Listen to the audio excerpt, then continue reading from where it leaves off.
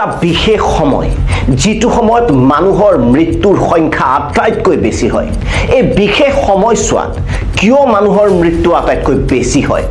এই বিশেষ সময়খিনি কিয় অভিশপ্ত বুলি কোৱা হয় ইয়াত ভূত প্ৰেত ছায়া তেনে কিবা বিষয় সংলগ্ন হৈ আছে নেকি নে এই বিজ্ঞানৰ এক বিশেষ বিশ্লেষণ আজি আপোনালোকক এই ভিডিঅ'টোত জনাম ৰাতিপুৱা 3 বজাৰ পৰা 5 বজালৈ কিয় আটাইতকৈ বেছি মানুহৰ মৃত্যু হয় সমগ্ৰ পৃথিৱীত নমস্কাৰ বন্ধুসকল এই বিশেষ ভিডিঅ'টোলৈ স্বাগতম জনাইছো মই দীপক শৰ্মাই এই ভিডিঅ'টোত আজি আপোনালোকক জনাম এটা বিশেষ সময়ৰ কথা যাক টাইম অফ ডেথ বা ডেভিলছ টাইম বুলিও কোৱা হয় ৰাতিপুৱা 3 বজাৰ পৰা ৰাতিপুৱা 5 বজালৈ এই বিশেষ সময়ছোৱাক কিয় কোৱা হয় মৃত্যুৰ সময় বা ডেভিলছ টাইম আপোনালোকে হয়তো লক্ষ্য কৰিছে যিসকল ব্যক্তি ৰোগগ্ৰস্ত বা যিসকল লোকৰ জীৱন আৰু মৃত্যুৰ সৈতে যুঁজ চলি আছে সেই সকল লোকৰ আটাইতকৈ বেছি মৃত্যু হয় পুৱতি নিশা হয়তো আপোনাৰো ঘৰত কোনোবা নহয় কোনোবাৰ আত্মীয়ৰ মৃত্যু হৈছে পুৱতি নিশা অৰ্থাৎ ৰাতিপুৱা 3 বজাৰ পৰা ৰাতিপুৱা 5 বজালৈ এই সময়খিনি অভিশপ্ত নেকি বিজ্ঞানে এই সময়খিনি কি কয় বহুতেই ক'ব বিচাৰে বা তান্ত্ৰিকসকলে একাংশ তান্ত্ৰিকে এই সময়ছোৱাক মৃত্যুৰ সময় বুলি অভিহিত কৰিব বিচাৰে কিন্তু বিজ্ঞানৰো আছে নিজস্ব যুক্তি এই বিশেষ সময়ছোৱাৰ বিশ্লেষণ কৰিম আমাৰ এই ভিডিঅ'টোত আনুষ্ঠানিক তথ্য অনুসৰিও ৰাতিপুৱা 3 বজাৰ পৰা 5 বজালৈ অৰ্থাৎ এই মৃত্যুৰ সময়খিনিত আটাইতকৈ বেছি লোকৰ মৃত্যু হয় আইসিইউ যিসকলে ডিউটি কৰে তেওঁলোকে এই কথাটো ভালকৈ জানিব যে জীৱন আৰু মৃত্যুৰ যিখন যুঁজ সিখন আটাইতকৈ বেছি তীব্ৰতৰ হৈ পৰে ৰাতিপুৱা 3 পৰা 5 বজাৰ এই সময়ছোৱাত এই সময়ছোৱাৰ বিশ্লেষণৰো বহু সময়ত প্ৰচেষ্টা কৰা হৈছিল বৈজ্ঞানিকসকলে বিভিন্ন সময়ত এই সময়ছোৱাতনো এনে কি আছে কিবা গ্ৰহ গ্ৰহান্তৰৰ কিবা সংযোগ আছে নেকি তাক লৈ অধ্যয়ন কৰিছিল আৰু অৱশেষত ফাদিল হৈছিল ৰাতিপুৱাৰ এই সময়খিনিত কিয় আটাইতকৈ বেছি মানুহৰ মৃত্যু হয় সমগ্ৰ পৃথিৱীৰ হিচাপ অনুসৰি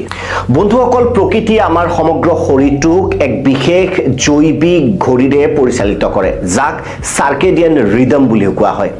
এই জৈৱিক শৰীৰ বা এই জৈৱিক যিখিনি সময় আছে সেই সময়খিনি নিৰ্ধাৰণ কৰে আমি কেতিয়া শুব লাগে কেতিয়া খাব লাগে কেতিয়া হাৰ পাব লাগে বা অন্যান্য কামৰ বাবে অৰ্থাৎ প্ৰায় প্ৰতিটো কামৰ বাবে প্ৰকৃতিয়ে আমাৰ শৰীৰটোক বিশেষ বিশেষ সময়ত বিভক্ত কৰিছে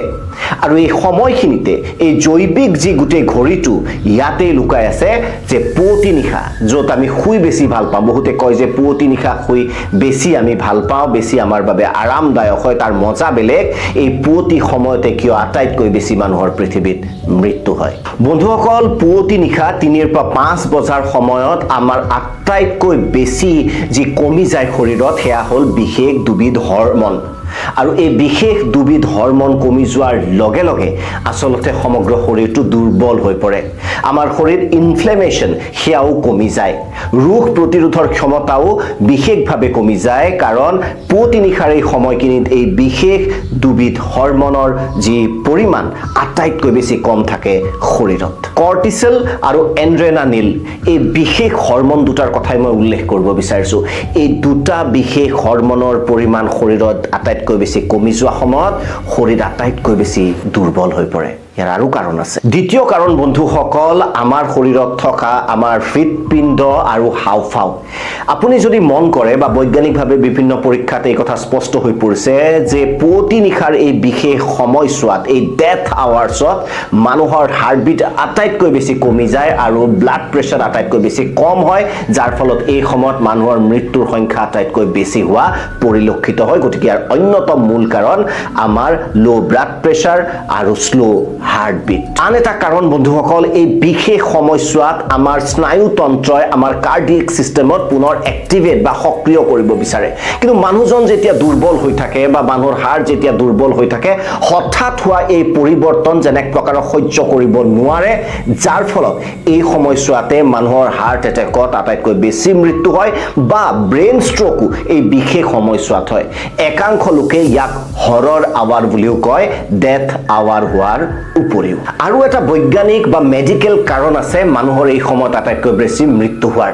সেইটো হৈছে যে বিশেষ সময়ছোৱাত মানুহৰ বায়ু চলাচল কৰা যি পথ আছে শৰীৰৰ সেইবোৰ সংকীৰ্ণ হৈ পৰে আৰু স্বাভাৱিকতে সংকীৰ্ণ হৈ পৰাৰ ফলত শৰীৰত অক্সিজেনৰ পৰিমাণ কমি যায় আৰু অক্সিজেনৰ পৰিমাণ কমিলেই সেই সময়ত এটা ৰোগীয়া শৰীৰ যেতিয়া থাকে প্ৰায় মৃত্যু মুখত পৰাটো নিশ্চিত হৈ পৰে গতিকে এই গোটেই ৰহস্যৰ আচলতে বৈজ্ঞানিক কাৰণ এইসমূহ গতিকে ৰাতিপুৱাৰ এই বিশেষ সময়ছোৱাক বহু সময়লৈ যেতিয়াকে বিজ্ঞানে গোটেই বিষয়সমূহ ভালকৈ বিশ্লেষণ কৰা নাছিল পশ্চিমীয়া দেশসমূহতো এই গোটেই বিষয়টোক কিবা এটা কাল্পনিক বা ভূত প্ৰেত আত্মা আদিৰ বিষয়ৰ লগত সংগতি ৰখা হৈছিল কিন্তু বিজ্ঞানৰ অগ্ৰগতিৰ লগে লগে মেডিকেল সায়েন্সৰ অগ্ৰগতিৰ লগে লগে এই গোটেই বিষয়টো স্পষ্ট হৈ পৰিল যে এয়া কোনো ভূত বা অন্য প্ৰসংগ নহয় এয়া শৰীৰৰ এটা জৈৱিক প্ৰক্ৰিয়া বা শৰীৰৰ এটা নিজস্ব ঘড়ী এক জটিল প্ৰক্ৰিয়া অৰ্থাৎ বিজ্ঞান আৰু প্ৰকৃতিৰ এক আজব খেল যাৰ বাবে পুৱতি নিশা মানুহৰ মৃত্যুৰ সংখ্যা আটাইতকৈ বেছি আপুনি এই ভিডিঅ'টো কেনে পালে এনেকুৱা সময়ত আপোনাৰো কোনোবা আপোনজনক আপুনি হেৰুৱাইছে নেকি কমেন্ট বক্সত জনাবলৈ নাপাহৰিব